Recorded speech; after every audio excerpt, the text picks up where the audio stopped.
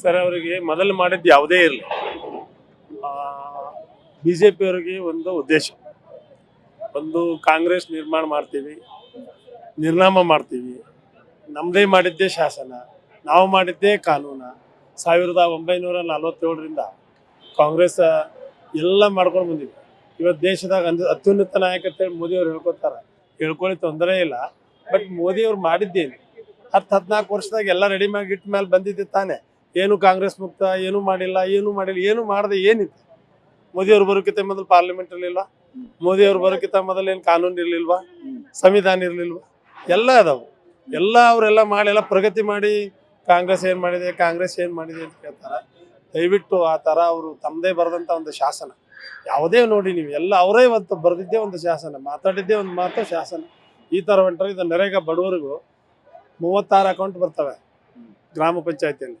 36 account ಏನಿದ್ರೆ ಪ್ರತಿಯೊಂದಕ್ಕೂ ರೋಜ್ಗಾರ್ ಯೋಜನೆ. ಎಲ್ಲರೂ ದಿಲ್ಲಿಯಿಂದ ಹಳ್ಳಿವರೆಗೆ ಆಗಬೇಕು. ಹಳ್ಳಿವರೆಗೆ ಗ್ರಾಮ ಪಂಚಾಯತಿ ಮಾಡಿದವರು ಅವರೆಲ್ಲ ಏನಿದೆ ಒಂದು ಹಳ್ಳಿಯನ್ನ ಒಂದು ಪ್ರಗತಿಪರ ಮಾಡಬೇಕು, ದಿಲ್ಲಿ ಮಟ್ಟಕ್ಕೆ ಒಯ್ಬೇಕು. ಆ ಥರ ಒಂದು 36 ಅಕೌಂಟ್ಗಳು ಎಲ್ಲ ಮಾಡಿದ್ದಾರೆ. ಒಂದು ಉದ್ಯೋಗ ಖಾತ್ರಿ ಯೋಜನೆ, ಆಮೇಲೆ ಇನ್ನೊಂದು ನಮ್ಮದು ಮುಕ್ತ ಶೌಚಾಲಯ, ಅನೇಕ ಆರೋಗ್ಯ, ಸಾಮಾಜಿಕ ನ್ಯಾಯ, ಎಲ್ಲ ಅನೇಕ ಎಲ್ಲ ಕಾರ್ಯಕ್ರಮಗಳನ್ನು ಕಾಂಗ್ರೆಸ್ ಸರ್ಕಾರ ಹಾಕೊಂಡು ಒಂದು ಬಂದಿದೆ. ಇವರೆಲ್ಲ ಎಲೆಕ್ಟ್ರಾನಿಕ್ ಮೀಡಿಯಾ ಇವತ್ತು ಹೇಳ್ತಾರೆ ವಿಶ್ವನಾಯಕ.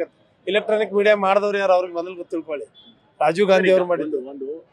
ನರೇಗಾ ಯೋಜನೆ ಎಷ್ಟು ಮುಖ್ಯ ಆಗಿದೆ? ನರೇಗಾ ಯೋಜನೆ ಬಹಳ ಮುಖ್ಯ. ಜೀವನದೇ ಒಂದು ನೀರು ಹೆಂಗೆ ದಿನ ಕುಡಿಲಿಕ್ಕೆ ಮುಖ್ಯ ಇದೆ, ಆಹಾರ ಹೆಂಗೆ ಮುಖ್ಯ ಇದೆ, ಹಂಗೆ ವೃತ್ತಿನೇ ಅದು ನರೇಗಾದ ಮುಖ್ಯ ಇದೆ. ಹಳ್ಳಿಯಲ್ಲಿ ಸಣ್ಣ ಚಿಕ್ಕ ಬಾಂಧವರುಗಳು ಹಳ್ಳಿಯಲ್ಲಿ ಎಲ್ಲ ರೈತರಿಗೆ ಕೆಲಸ ಕೊಡುವಂತ ನರೇಗಾ ಅದು. ಈಗ ಅವ್ರ ಕೆಲಸ ಉದ್ಯೋಗ ಅವ್ರ ಹೊಟ್ಟೆ ಮೇಲೆ ಕಾಲು ಕೊಟ್ಟಂಗೆ ಕಸ್ಕೊಂಡ್ಬಿಡ್ತಾರೆ. ಈಗ ಅದು ಬಂದಾದ್ರೆ ಕಸ್ಕೊಂಡು ಅವ್ರು ಬೀದಿಗೆ ಬಂದ್ಬಿಡ್ತಾರೆ. ಮತ್ತೆ ಬೀದಿಗೆ ಬಂದ ಮೇಲೆ ಮತ್ತೆ ರೈತರಿಗೆ ಇವ್ರು ಏನ್ ಸಹಾಯ ಮಾಡ್ದಂಗೆ, ಇದ್ದಿದ್ದನ್ನ ಮಾಡಿದ್ದನ್ನೇ ಕಸ್ಕೊಂಡು ತಿಂದ್ಬಿಡ್ತಾರೆ.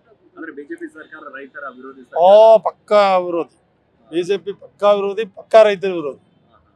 ಯಾವ ಆಧಾರದ ಮೇಲೆ ಹೇಳ್ತೀರಾ? ಯಾವ ಆಧಾರ ಅಂದ್ರೆ ಈಗ ನೋಡ್ತಾ ಇದೀವಲ್ಲ, ಈಗ ರೈತರದು ಸರಿಯಾಗಿ ಬೆಳೆದಿದ್ದು ಬೆಳೆ ಕೊಡಲ್ಲ. ಯಾವ ನಾವು 90% ಮತ್ತು 70% ಯಾವ ಸ್ಕೀಮ್ ಇದ್ವಲ್ಲ ಆ ಸ್ಕೀಮ್ಗಳನ್ನು ಯಾವ ರೈತರಿಗೂ ಕೊಡ್ಲಿಲ್ಲ. ಮತ್ತೆ ಇವೆಲ್ಲ ಇಂಥವೆಲ್ಲ ಮಾಡೋದ್ರಿಂದ ಮತ್ತೆ ಈಗೆಲ್ಲ ಸಬ್ಸಿಡಿ ಕಡಿಮೆ ಮಾಡಿದ್ರು, ಮತ್ತೆ ಎಲ್ಲ ಗೊಬ್ಬರ ಸಬ್ಸಿಡಿ ಕಡಿಮೆ ಮಾಡಿದ್ರು, ಡ್ರಿಪ್ ಇರಿಗೇಷನ್ ಕಡಿಮೆ ಮಾಡಿದ್ರು, ಆಮೇಲೆ ಎಲೆಕ್ಟ್ರಿಕ್ ಈಗ ಸೋಲಾರ್ ಮೋಟರ್ದಲ್ಲಿ ಕಡಿಮೆ ಮಾಡಿದ್ರು ಬಿಜೆಪಿ ಅವ್ರು ಸೆಂಟ್ರಲ್ದು. ಅವೆಲ್ಲ ಏನೇನು ಎಲ್ಲ ಯೋಜನೆಗಳಿದ್ದು ರೈತರದೆಲ್ಲ ಕಡಿಮೆನೇ ಮಾಡಿದ್ರು. ಮತ್ತು ಅದಕ್ಕೆ ರೈತರು ಮತ್ತು ಬೀದಿಗೆ ಬರೋದು ಸಹಜ. ಬೆಳೆದ ಬೆಳೆಗೆ ಸರಿಯಾಗಿ ಬೆಲೆ ಕೊಡಲ್ಲ. ಅದನ್ನೇ ಒಂದು ವಿರೋಧ ಮಾಡಿದ್ರು. ಹಿಂದೆ APMC ಕಾಯ್ದೆ ಒಂದು ವಿರೋಧ ಮಾಡಿದ್ರು, ಅದನ್ನು ಕೂಡ ತೆಗಿಯಾಕ ಕೂತಿದ್ರು. ಅದು ದೊಡ್ಡ ಮಟ್ಟದಾಗ ಹೋರಾಟ ಆಗಿ ಪಂಜಾಬ್ದಾಗ ವರ್ಷಗಟ್ಟಲೆ ಹೋರಾಟ ನಡೆದು ಆಮೇಲೆ ಅದನ್ನ ಹಿಂದೆ ತಕೊಂಡ್ರು.